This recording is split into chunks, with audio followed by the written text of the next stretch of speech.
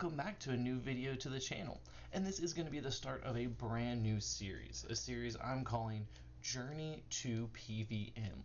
This is going to be all about my journey as we get ready to start getting into some of these bosses and really starting to get to some of the end game that is RuneScape.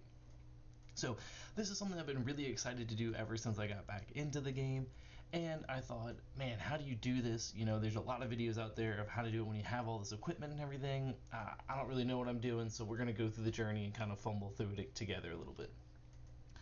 What exactly am I going to be doing? We are going to be figuring out how to take on these bosses, how to fight all this stuff, and how to learn those mechanics and everything, and we're going to be doing it completely from scratch. So that's some of the stuff you may notice right here, right? I don't have any equipment on, I don't have any money. I can't quite reset my stats without making a new account, right? But I do have them here, and a lot of these are going to be required for some of that later game stuff, so I want to have those anyway. This guide's mostly going to be about how can we figure out how to get enough money to start bossing, and where are some of the best places to start if you're new to the game, if you're new to fighting, all that kind of stuff.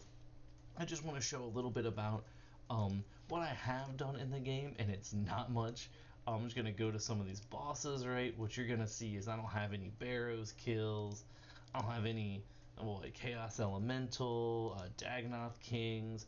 I do have, I think, 8. I have 8 giant mole kills, so that is all I have to my name in the bossing arena here.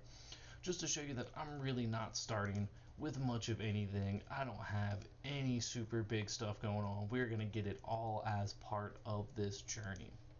Now, this first episode is mostly going to be focusing on getting some equipment to do this PVMing. Now, in order to make this a little bit more fair and really kind of go through this, I did have to put some additional restrictions in place. So that's why I don't have that equipment, and that's why I don't have any money on me, right? Let's go ahead and pull some of that over. So what are we going to be doing here? I actually have a better image for this. What are we going to be doing here? These are the rules I'm going to be following for my PVMing journey, right? No access to my standard bank, so I'm not going to have access to any of the equipment or gear that I've collected in other ways. Everything that I use in this series, you will see me collect in this series in some kind of way. Everything is going to be collected through drops or purchases, meaning I'm not going to spend a lot of time smithing and crafting a bunch of high-level gear to then go do bosses, right? We can all go do that. If you want to go smith some equipment and go fight a boss, do that. That's really not a bad way to handle this. And that kind of comes into that last one, that minimal crafting and only necessary quest items. I don't want this to be something that's going to be a, well, I pulled up a video to see how to fight this boss, and someone has all that equipment that they need, all the items, and they're wrecking them, and it's super great, right? I don't have all that stuff. So I'm going to show you how to get that stuff. We're going to end up doing a couple of different things before we're over with this video, but by the end I'm hoping to have fought a boss. So why don't you guys come along with me while we do this whole journey to PVM. Alright, so I really had nothing to start with, right? I have no equipment, no gear, no money, and I just kind of decided to do the first thing that I saw, which was to come over here and fight some rabbits. Don't feel good about it, guys. I don't, but they do drop this rabbit meat, which is worth about 968 gold. So it was worth a decent amount, especially for the amount of effort that I had to put in. My plan here is just kill some rabbits, get enough of this meat to be able to maybe buy a simple weapon, and then we can speed this process along, right? So at this point I went ahead and said, hey, let's go see, you know, I'm going to need a weapon. I know they sell some around here. Let's go see what I can get. I came over here to trade with this sword selling guy, and whew, that's when I found out a 3,000, right?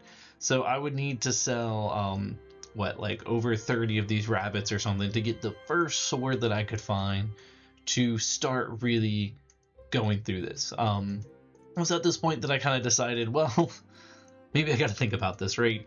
And I didn't want to sit around and do nothing, so I just figured, hey, I can kill some rabbits, and at this point I can kind of see maybe there'll be something that I can think of while I'm collecting a few more of this raw rabbit.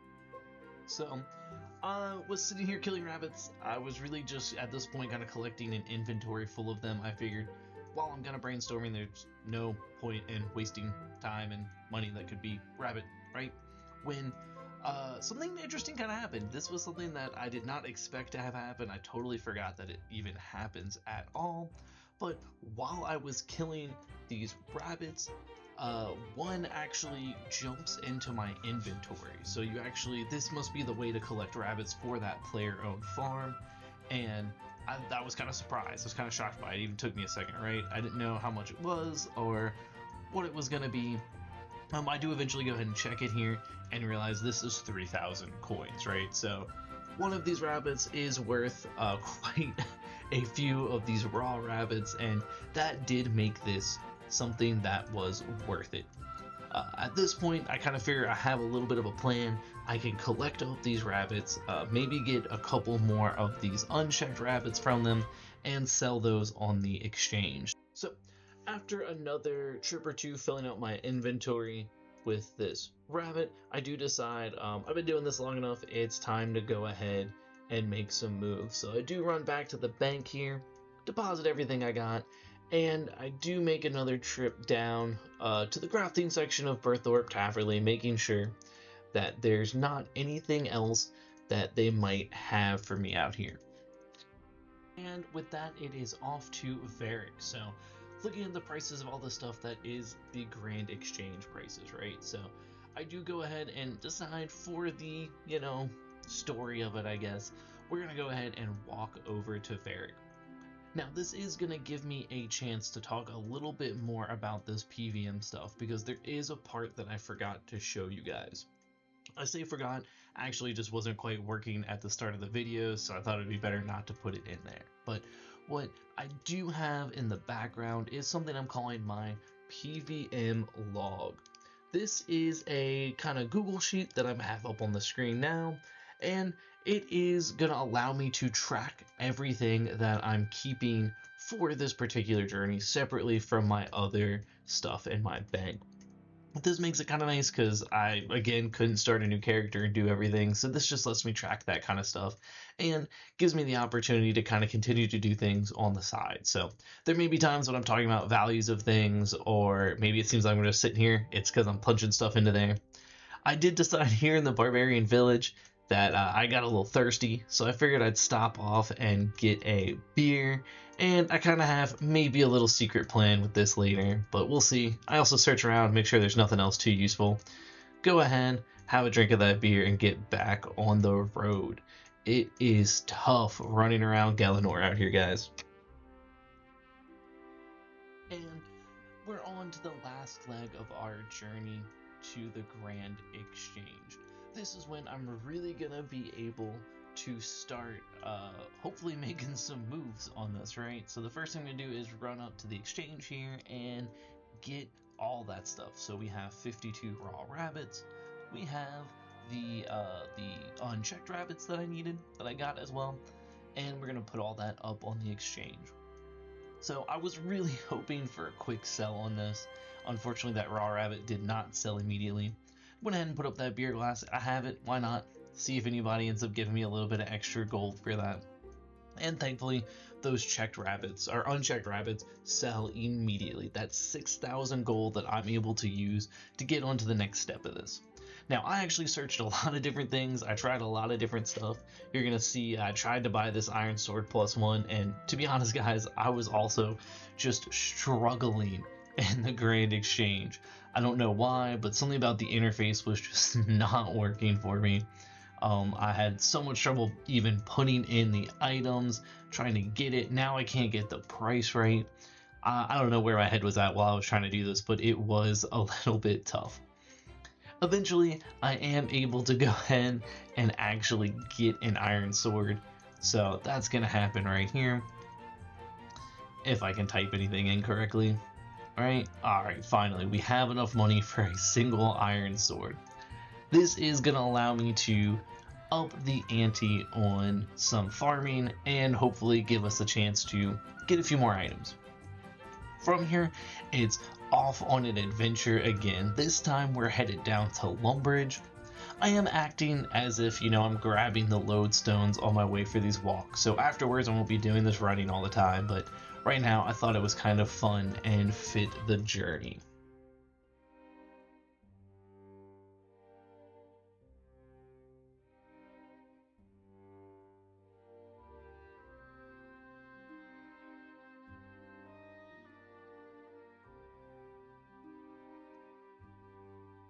And after only a short walk to Lumbee, we are finally at our destination. This is Fred's farm. This is going to be the next spot that we're going to be farming at.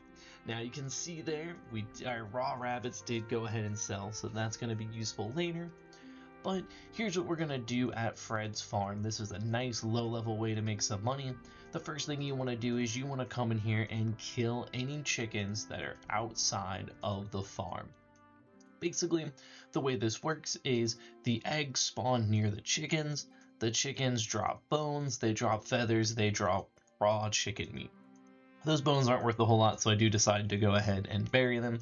But once the chickens are killed, they will respawn inside of this little fenced-in area. So I have a little bit of trouble with it, but once you get in there, you can actually just sit here, kill these chickens will respawn, the eggs will respawn, and it's a real fast way to get some items that are worth a decent amount. You can see there the eggs are worth about 320 apiece.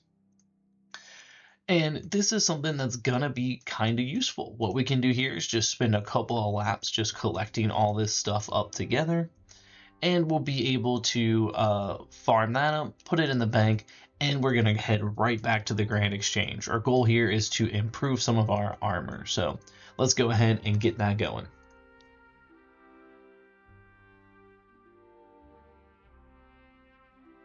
Alright, so after about 3 or 4 laps just running right there to the bank at the marketplace in Lumbridge, we're able to collect roughly about 300 feathers, which we're going to go ahead and pull out of the bank now.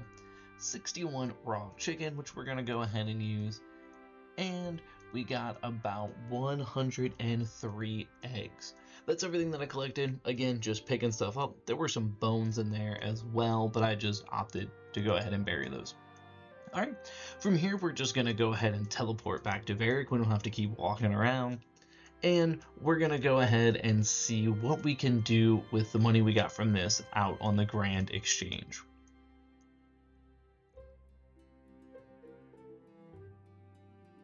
Alright, back here at the exchange, let's go ahead and list all this stuff, and hopefully it sells nice and quickly. I am going to go ahead and collect those raw rabbits at some point too. So let's put those feathers up, let's put those chickens up, and those eggs, and that's a little bit of a bummer. Nothing's really selling. Alright, and even better, alright, our eggs do sell for, looks like about 84,000 total. That's not too bad at all. That's going to give me a nice base to get started. Alright, from there guys, I did go ahead and pick up a short bow, and honestly, I'm not even really sure what I'm doing at this point. Maybe it's just too late to be recording and I have some audio, but I don't even know what I was trying to say when I was doing this. Basically, I run all the way to the barbarian village to just turn around.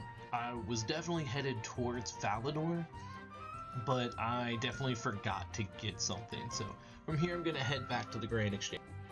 Back at the Grand Exchange, it does end up being a good thing. So a little bit of time passed and I was able to get my feathers, and then I'm able to get really started on what the main bit of this run is going to be, and that is this iron ore. I'd forgotten that there was some guides out there that I'd seen about using iron ore, kind of flipping it, right? So what we're going to do here is we're going to buy some iron ore, we're going to flip that into bars, and we're going to turn that back into some profit. So I do start here with just 20 iron ore. What's really nice about this is that iron ore is always available. Throughout this process, I never really run into a situation where I don't have enough iron ore to buy. So once I pick some up, we're going to head back down to Falador and get to smithing, and I'm only heading to Falador because that's just my preferred spot. It's got that artisan's workshop, right? Earn a little bit of reputation with them, but there are no real bonuses involved with that, so it's no big deal.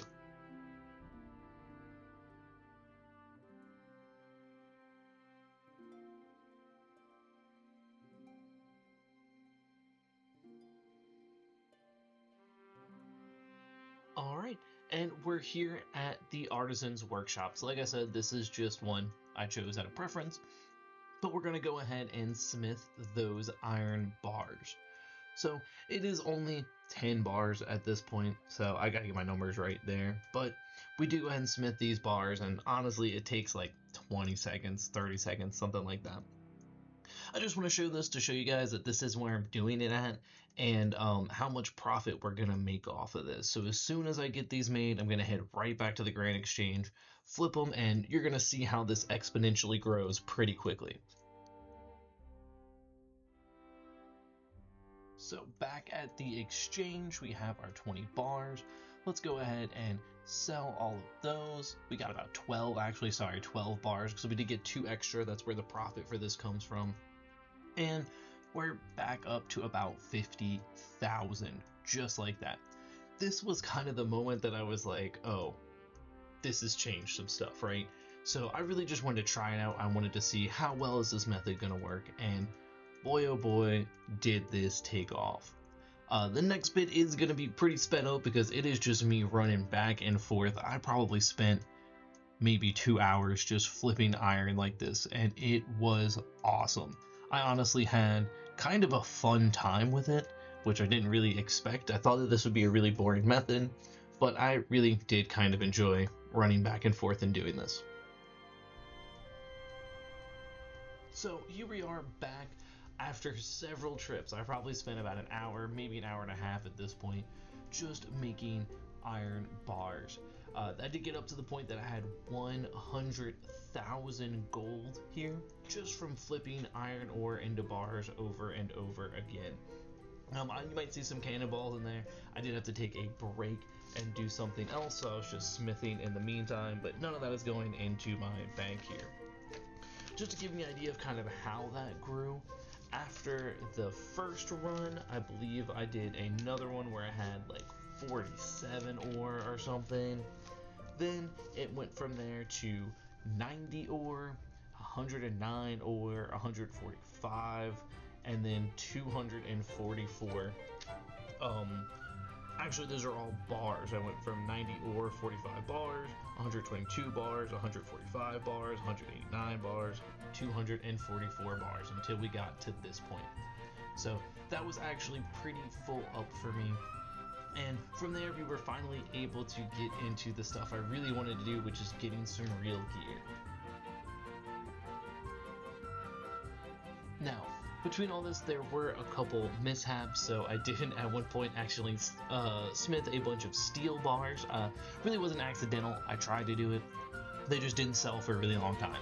Part of the great aspect of this, like I said, is it flipped so fast. You buy the ore, it's there. You sell the bars, it's there. There wasn't a lot of waiting around. Now, at this point, I am trying to get some rune gear. I was trying to find something that was in a good price range and was also on the Grand Exchange. That's what really became a struggle for this, is just trying to find something that would actually sell. I also have some bear furs in there. At one point, I did look at flipping those, buying them in Varick, and then flipping them right there on the Grand Exchange. I mean, they eventually sold, and sure, you buy them for like 30 and you sell them for like 400 something, but it's not a very fast process. There's not a fast way to get those, so that ended up being not such a great idea either. Now, eventually, I do end up finding a set of gear that is actually on the Grand Exchange and usable. It's a mix of rune and necronium, and I'm super excited to get into that and show you guys how to use some of that. So, I'm not gonna lie, at this point I am starting to get a little bit antsy. I'm wanting to get to this boss, so I am starting to buy some equipment to get me ready, right? I'm looking at some prayer potions, I'm looking at some food, and you can even see on there, I'm just waving around. I'm like, what can I do? What can I do?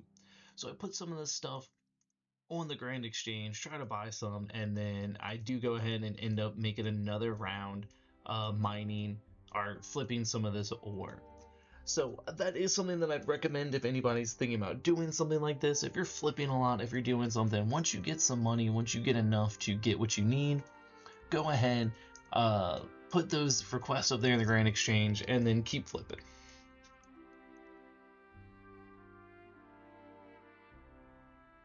Alright guys, here we are. We are finally at the time to actually do some bossing. We have been flipping iron bars on the Grand Exchange and a couple other items for close to 4 hours now. And that time I was able to earn enough to actually be able to have this set of Necronium armor. Mostly, we're missing some gloves and some maroon boots there, and some of that was just due to, market availability. I did go ahead and add my Explorer's Ring 3 in here. This is an achievement item there. It just gives a small bonus, and it just felt like something that was kind of fair to add on. Looking at anything else added, I did go ahead and get plenty of swordfish to eat for this fight, and some prayer potions. So we're going to go ahead and jump in and fight this giant mole. And let's see what we got. I'm excited to finally have our first boss in our Journey to PVMing video series.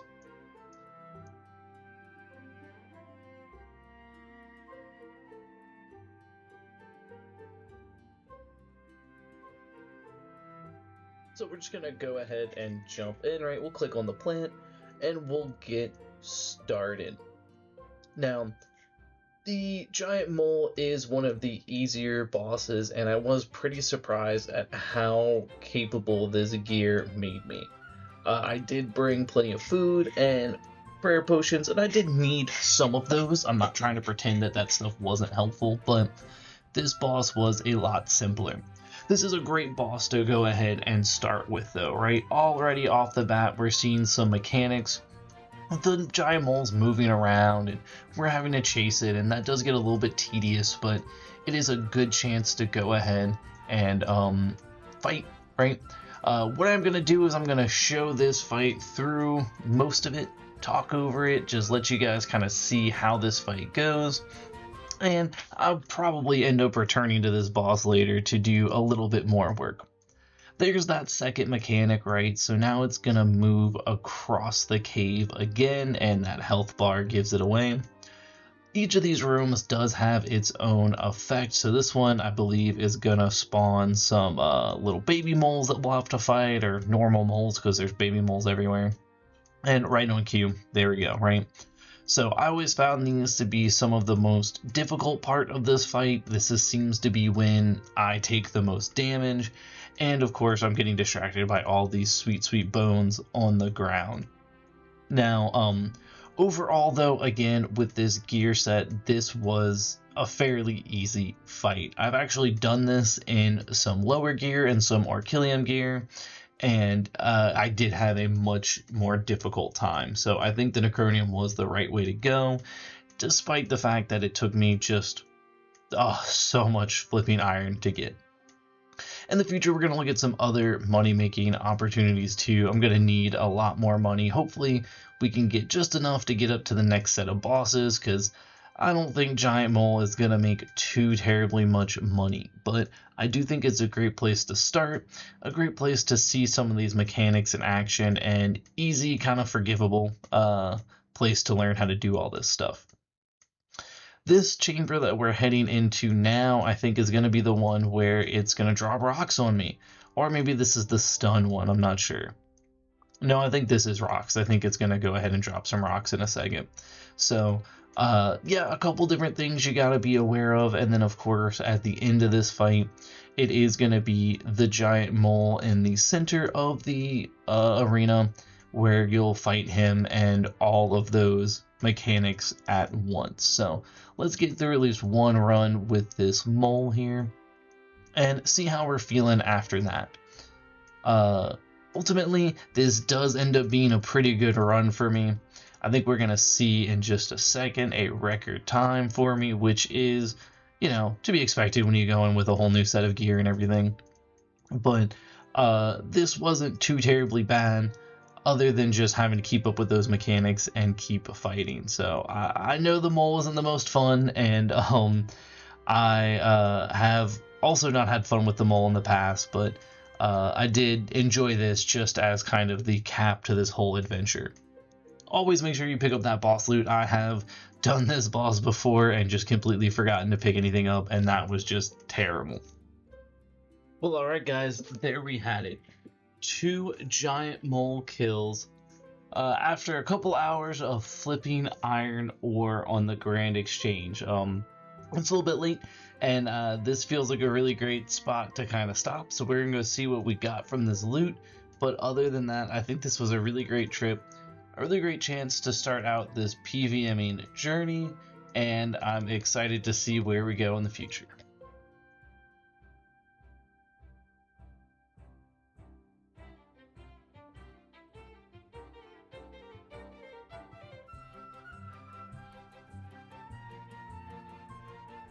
Alright, let's trade this in and see what we get from some of these,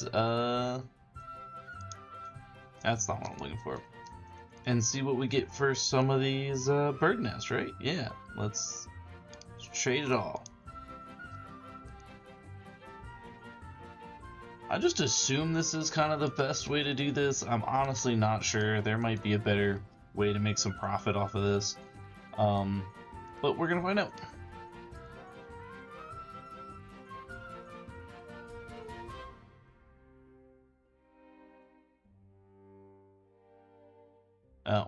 Oh, one of them didn't have anything in it. Okay. Alright, let's see what we get here. Some seeds, some seeds, some seeds, some seeds, some seeds, some seeds, and some seeds, of course. Why did I think we'd get anything else? So, 2 kills for some seeds.